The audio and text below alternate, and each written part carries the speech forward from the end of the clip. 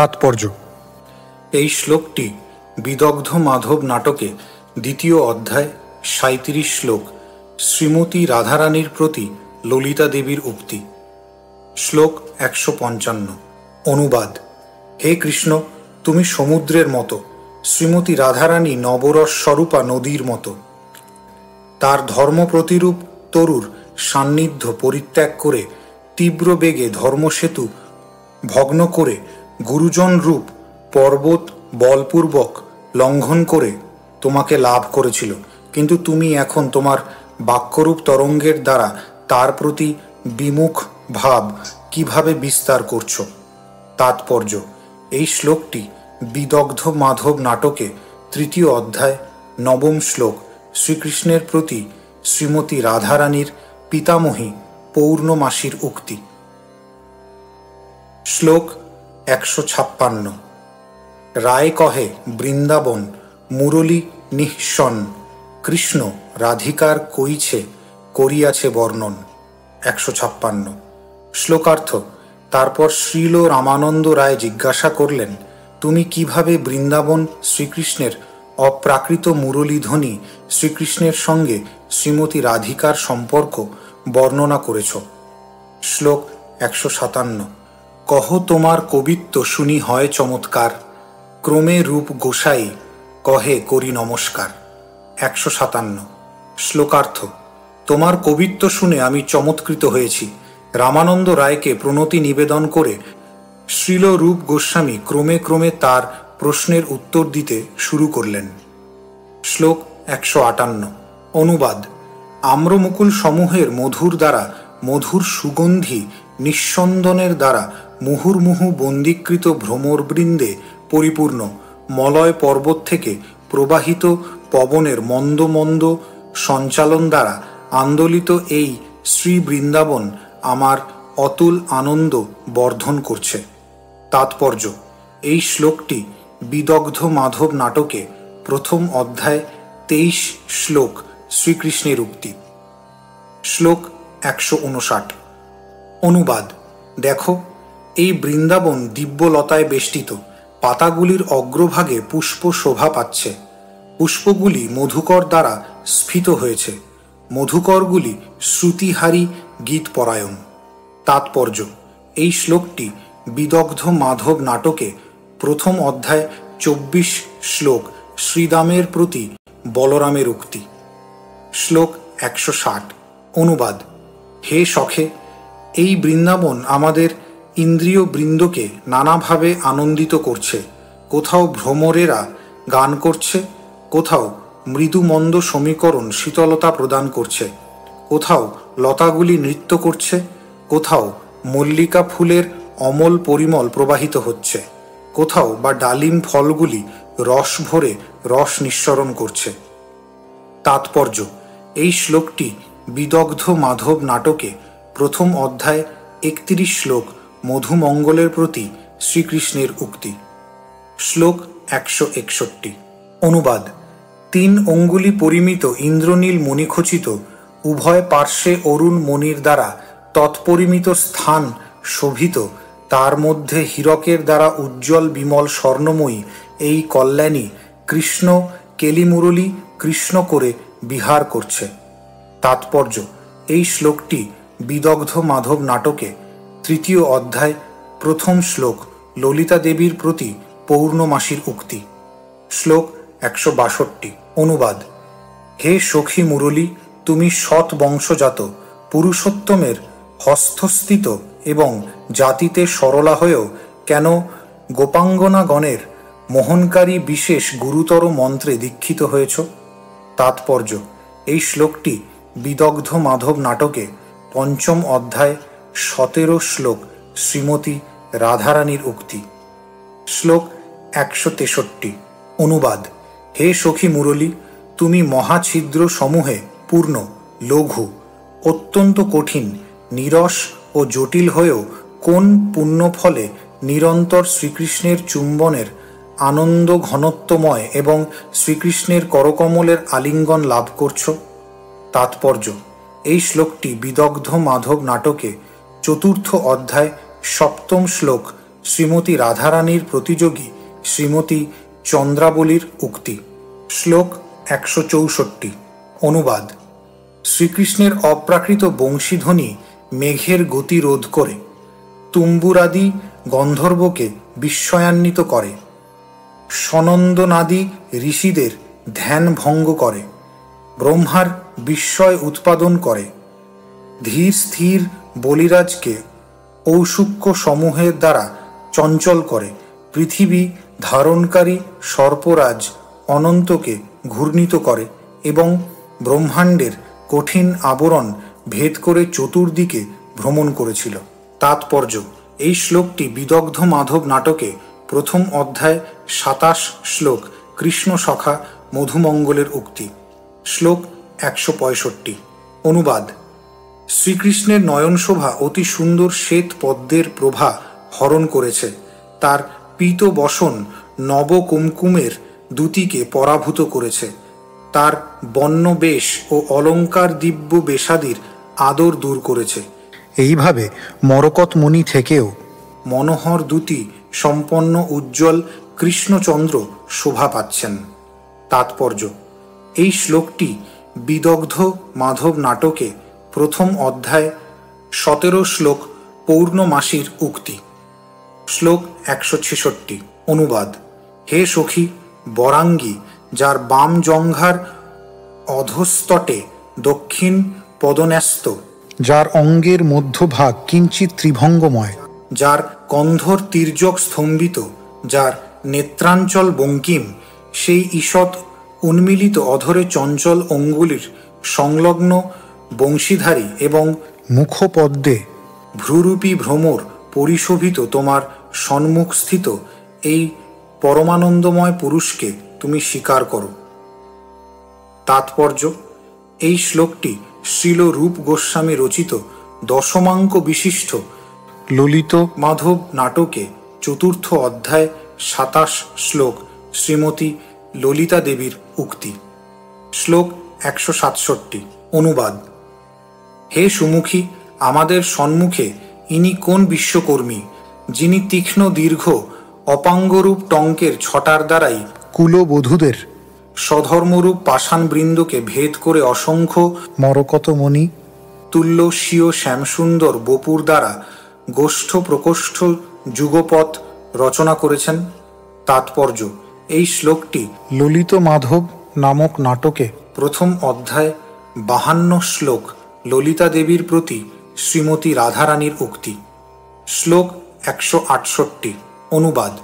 হে সখী, মহা ইন্দ্রমণি সমূহের গর্বখর্বকারী দেহদ্যুতি বিশিষ্ট ব্রজরাজ নন্দ মহারাজের বংশের চন্দ্রস্বরূপ কোন নব্য যুবা স্ফূর্তি লাভ করছে। ধৈর্যশীলা কুলাঙ্গনা সমূহের নিবি বন্ধন ছেদনকারী কৌতুক বিশিষ্ট তার বংশীধ্বনি জয়যুক্ত হচ্ছে। তাৎপর্য: এই শ্লোকটি ললিত মাধব নাটকে প্রথম অধ্যায় 49 শ্লোক শ্রীমতী রাধারানীর প্রতি ললিতা দেবীর উক্তি। শ্লোক 169। অনুবাদ।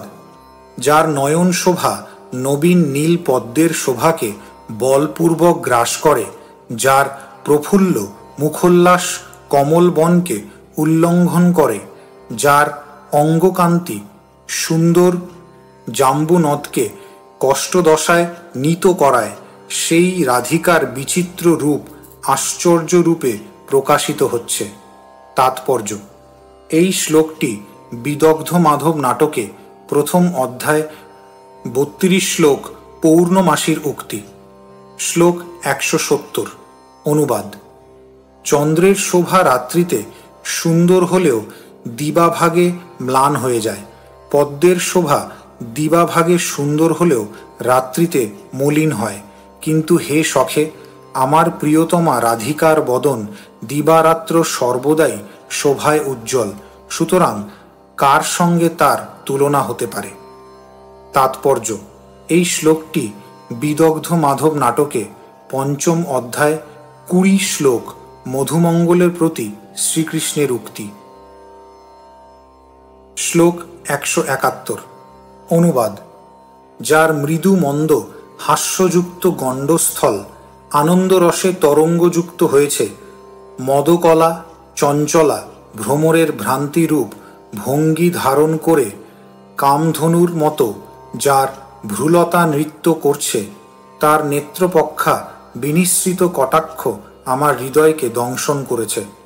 তাৎপর্য: এই শ্লোকটি বিদগ্ধ মাধব নাটকে 2য় অধ্যায় 51 শ্লোক শ্রীকৃষ্ণের উক্তি। শ্লোক 172। রায় কহে তোমার কবিত্ব অমৃতের ধার, 2য় নাটকের কহ নান্দি ব্যবহার। 172। শ্লোকার্থ: শ্রীল রূপ গোস্বামীর মুখে এই শ্লোকগুলি শুনে রামানন্দ রায় বললেন, তোমার কবিত্ব অমৃতের ধারার মতো।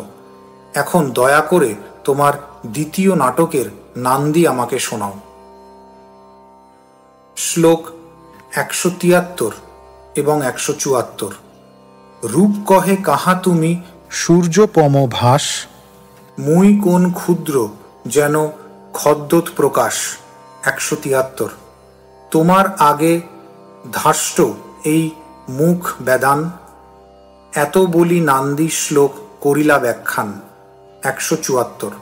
শ্লোকার্থ: শ্রীল রূপ গোস্বামী বললেন, আপনার প্রতিভা সূর্যের মতো উজ্জ্বল, আর আমি জোনাকির প্রকাশের মতো নগণ্য, তাই আপনার সামনে আমার মুখ খোলাও ধৃষ্টতা।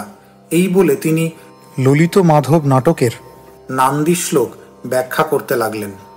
শ্লোক 175। অনুবাদ: মুকুন্দের যশচন্দ্র অসুর পত্নীদের স্তনরূপ চক্রবাক ও মুখরূপ কমলসমূহ ক্ষীণ অর্থাৎ দুঃখগ্রস্ত করে চকর সদৃশ ভক্তদের চিরকাল আনন্দ বিধান করে তা তোমাদের সুখ বিধান করুন। তাৎপর্য: এই শ্লোকটি ললিত মাধব নাটকের 1ম অঙ্কের 1ম শ্লোক। শ্লোক 176। 2য় নান্দি কহ দেখি, রায় পুছিলা, সংকোচ পায়া রূপ পড়িতে লাগিলা। 176। শ্লোকার্থ: রামানন্দ রায় বললেন, 2য় নান্দি শোনাও দেখি। তখন রূপ গোস্বামী লজ্জিত হলেন, কিন্তু তবু তিনি পড়তে লাগলেন। শ্লোক 177। অনুবাদ: যিনি পৃথিবীতে উদিত হয়ে তার প্রণয় রস সুধা বিস্তার করছেন, সেই দ্বিজকুলের অধিরাজরূপে অবস্থিত তমরাশির দূরকারী জগন্মানস বশকারী শচীনন্দন নামক চন্দ্র আমার মঙ্গল বিধান করুন। তাৎপর্য: এই শ্লোকটি ললিত মাধব নাটকের 1ম অঙ্কের 3য় শ্লোক। শ্লোক 178 এবং 179। শুনিয়া প্রভুর যদি অন্তরে উল্লাস, বাহিরে কহেন কিছু করি রসাভাস। 178। কাহা তোমার কৃষ্ণ রস কাব্য সুধা সিন্ধু, তার মধ্যে মিথ্যা কেনে স্তুতি খার বিন্দু। 179। শ্লোকার্থ: এই শ্লোকটি শুনে শ্রীচৈতন্য মহাপ্রভু যদিও অন্তরে অত্যন্ত আনন্দিত হলেন, কিন্তু বাইরে রোষ প্রকাশ করে তিনি বললেন, তোমার কৃষ্ণরস কাব্য অমৃতের সমুদ্রের মতো, তার মধ্যে কেন তুমি মিছামিছি আমার স্তুতিরূপ এই খার বিন্দু প্রদান করেছ। শ্লোক 180। রায় কহে রূপের কাব্য অমৃতের পুর, তার মধ্যে এক বিন্দু দিয়াছে কর্পূর। 180। শ্লোকার্থ: শ্রীচৈতন্য মহাপ্রভুর উক্তির প্রতিবাদ করে রামানন্দ রায় বললেন, রূপের কাব্য অমৃতপূর্ণ, তাতে সে এক বিন্দু কর্পূর দিয়েছে। শ্লোক 181। প্রভু কহে রায়, তোমার ইহাতে উল্লাস, শুনিতেই লজ্জা লোকে করে উপহাস। 181। শ্লোকার্থ: শ্রীচৈতন্য মহাপ্রভু বললেন, রামানন্দ রায়, এই কাব্য শ্রবণ করে তুমি উল্লসিত হয়েছ, কিন্তু তা শুনে আমার লজ্জা হচ্ছে, কেননা এই বর্ণনা শুনে লোকেরা উপহাস করবে। শ্লোক 182। রায় কহে লোকের সুখ ইহার শ্রবণে, অভীষ্ট দেবের স্মৃতি মঙ্গলাচরণে। 182। শ্লোকার্থ: রামানন্দ রায় বললেন, উপহাস করার পরিবর্তে লোকেরা এই কাব্য শ্রবণ করে গভীর আনন্দ উপভোগ করবে, কেননা অভীষ্ট দেবের স্মরণে মঙ্গল আচরণ হয়। শ্লোক 183। রায় কহে কোন অঙ্গে পাত্রের প্রবেশ, তবে রূপ গোসাই কহে তাহার বিশেষ। 183। শ্লোকার্থ। রামানন্দ রায় জিজ্ঞাসা করলেন কোন অঙ্গে নাটকে পাত্রের প্রবেশ হয়েছে। রূপ গোস্বামী তখন বিশেষভাবে তা বর্ণনা করতে শুরু করলেন। শ্লোক 184। অনুবাদ। নৃত্য করতে করতে রঙ্গস্থলে কিরাতরাজ কংসকে হত্যা করে কলানিধির পূর্ণ মনোরথ নামক গুণযুক্ত সময়ে তারার পানিগ্রহণ কার্য বিধেয় হচ্ছে। তাৎপর্য। এই শ্লোকটি ললিত মাধব প্রথম অধ্যায় 11 শ্লোক থেকে উদ্ধৃত। শ্লোক 185। উদ্ঘাত্তক নাম এই আমুক বিথি অঙ্গ, তোমার আগে কহি ইহা ধাষ্টের তরঙ্গ।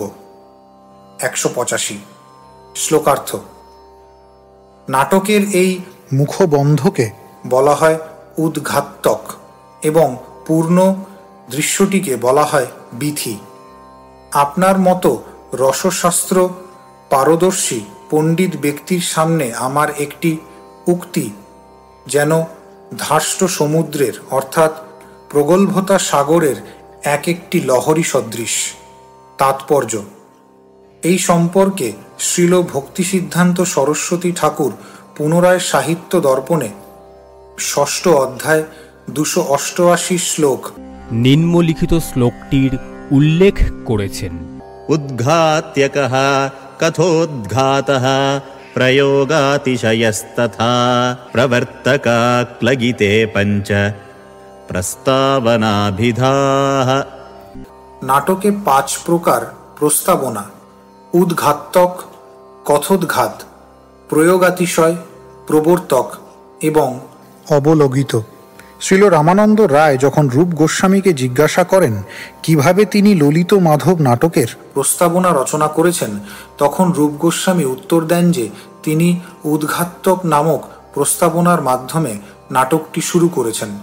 ভারতীয় বৃত্তি অনুসারে প্ররোচনা, বিথি এবং প্রহসনা এই 3 প্রকার বৃত্তি রয়েছে। শ্রীল রূপ গোস্বামী উল্লেখ করেন যে তিনি বিথি অঙ্গ প্রয়োগ করেছেন। সাহিত্য দর্পণের 6 অধ্যায় 520 শ্লোক বর্ণনা অনুসারে वीथ्यामेको भवेदङ्कः कश्चिदेकोऽत्र कल्प्यते आकाशभाषितैरुक्तैश्चित्रां प्रत्युक्तिमाश्रितः। বিথি এক বিশিষ্ট, সেই দৃশ্যে মাত্র রঙ্গমঞ্চে প্রবেশ করে এবং আকাশবাণীতে প্রত্যুক্তির মাধ্যমে মাধুর্য আদি রসের সূচনা করা হয়। এই প্রস্তাবনাকে উদ্ঘাত্তক বলা হয়, কেননা পাত্র মঞ্চেও নৃত্য করে।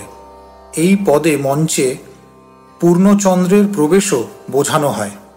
এই সূত্র যখন চন্দ্রের সঙ্গে নটতা কথাটি ব্যবহার করা হয় তখন তার অর্থ অস্পষ্ট, কিন্তু কৃষ্ণের সঙ্গে যখন নটতা শব্দটি যুক্ত করা হয় তখন অর্থ অত্যন্ত স্পষ্ট হয়ে ওঠে।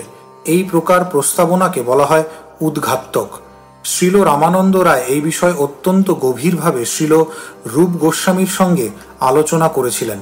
শ্রীল রূপ গোস্বামী ঘোষণা করেছিল যে শ্রীল রামানন্দ রায় হচ্ছেন নাট্যশাস্ত্রে অত্যন্ত পারদর্শী মহাপণ্ডিত। শ্রীল রামানন্দ রায়ের প্রশ্নের উত্তর দেবার যথাযথ যোগ্যতা যদিও শ্রীল রূপ গোস্বামীর ছিল, তবুও বৈষ্ণবোচিত বিনয় সহকারে তিনি বলেছিলেন যে তার এই উত্তর দেওয়ার প্রচেষ্টা এক প্রকার ধৃষ্টতা। প্রকৃতপক্ষে শ্রীল রূপ গোস্বামী এবং শ্রীল রামানন্দ রায় সাহিত্য দর্পণ এবং অন্যান্য বৈদিক শাস্ত্র অনুসারে কাব্য এবং নাটক রচনায় অত্যন্ত পারদর্শী ছিলেন। শ্লোক 186। অনুবাদ। অস্পষ্ট পদসমূহ অর্থ বোঝাবার জন্য অন্য পদের সঙ্গে যা যোজনা করা হয় তাকে উদ্ঘাত্তক বলা হয়। তাৎপর্য। এই শ্লোকটি সাহিত্য দর্পণ ষষ্ঠ অধ্যায় 289 শ্লোক থেকে উদ্ধৃত। শ্লোক 187। রায় কহে কহ আগে অঙ্গের বিশেষ, শ্রীরূপ কহেন কিছু সংক্ষেপ উদ্দেশ। 187। শ্লোকার্থ। রামানন্দ রায় যখন শ্রীল রূপ গোস্বামীকে নাটকের বিভিন্ন অঙ্গ সম্বন্ধে বলতে বললেন, তখন শ্রীল রূপ গোস্বামী সংক্ষেপে ললিত মাধব নাটকের উদ্দেশ্য বর্ণনা করলেন। শ্লোক 188। অনুবাদ। গরুর খুর থেকে উত্থিত ধূলি গোচারণ থেকে শ্রীকৃষ্ণের প্রত্যাবর্তন সূচনা করে পথে এক প্রকার অন্ধকারও ব্রজাঙ্গনাদের শ্রীকৃষ্ণের সঙ্গে মিলিত হতে উদ্দীপ্ত করে। এইভাবে ব্রজাঙ্গনাদের সঙ্গে শ্রীকৃষ্ণের লীলাবিলাস এক প্রকার অপ্রাকৃত অন্ধকারের দ্বারা আচ্ছন্ন এবং তাই তা সর্বজ্ঞ শ্রুতির অগোচর। তাৎপর্য। এই শ্লোকটি ললিত মাধব নাটকে প্রথম অধ্যায় 23 শ্লোক গার্গীর প্রতি পৌর্ণমাসীর উক্তি। শ্রীকৃষ্ণ ভাগবত গীতায় দ্বিতীয় অধ্যায় 45 শ্লোকে বলেছেন, ত্রৈগুণ্য বিষয়া বেদা নিস্ত্রৈগুণ্য ভাবার্জুন। এইভাবে তিনি অর্জুনকে জড়া প্রকৃতির গুণের অতীত হতে উপদেশ দিয়েছেন, কেননা সমস্ত বৈদিক শাস্ত্র সত্ত্বগুণ, রজগুণ এবং তমগুণের বর্ণনায় পূর্ণ। মানুষ সাধারণত রজগুণের দ্বারা আচ্ছন্ন এবং তাই তারা বৃন্দাবনে ব্রজগোপিকাদের সঙ্গে শ্রীকৃষ্ণের লীলাবিলাস হৃদয়ঙ্গম করতে অক্ষম। অধিকন্তু তমগুণ তাদের উপলব্ধিকে আচ্ছন্ন করে, কিন্তু বৃন্দাবনে শ্রীকৃষ্ণ গোধূলির দ্বারা আচ্ছাদিত হলেও ব্রজগোপিকারা বুঝতে পারেন যে সেই ধূলির ঝড়ের ভিতরে শ্রীকৃষ্ণ রয়েছেন। যেহেতু তারা শ্রীকৃষ্ণের সর্বোত্তম ভক্ত, তাই তারা সবকিছুতেই শ্রীকৃষ্ণের প্রভাব দর্শন করতে পারেন। এইভাবে ধূলির ঝড়ে অথবা অন্ধকারেও ভক্তরা বুঝতে পারেন শ্রীকৃষ্ণ কি করছেন। ব্রজগোপিকাদের মতো অতি উত্তম ভক্তদের কাছে শ্রীকৃষ্ণ কোনো অবস্থাতেই হারিয়ে যান না। এই শ্লোকটিতে তা বর্ণনা করা হয়েছে। শ্লোক 189। অনুবাদ। নিপুণা তাৎপর্যশালিনী শ্রেষ্ঠ বংশজ বংশীর কাকুলি রূপা যে দূতি লজ্জা দূর করিয়ে গৃহ থেকে শ্রী রাধাকে বনে আকর্ষণ করেন, তিনি জয়যুক্তা হউন। তাৎপর্য। এই শ্লোকটি ললিত মাধব নাটকে প্রথম অধ্যায় 24 শ্লোক গর্গমুনির কন্যা গার্গীর উক্তি। শ্লোক 190। অনুবাদ। হে সহচরী, নবঘন দূতি মদমত্ত হস্তির মতো লীলাকারী নির্ভীক এই যুবকটি কে? ইনি কোথা থেকে ব্রজভূমিতে এসেছেন? আহা, ইনি চঞ্চল গতির দ্বারা এবং দৃষ্টি কটাক্ষ রূপ তস্করের দ্বারা আমার হৃদয় ভাণ্ডার থেকে ধৈর্য রূপ ধন লুণ্ঠন করছেন। তাৎপর্য। এই শ্লোকটি ললিত মাধব নাটকে দ্বিতীয় অধ্যায় 11 শ্লোক ললিতা দেবীর প্রতি শ্রীমতী রাধারানীর উক্তি।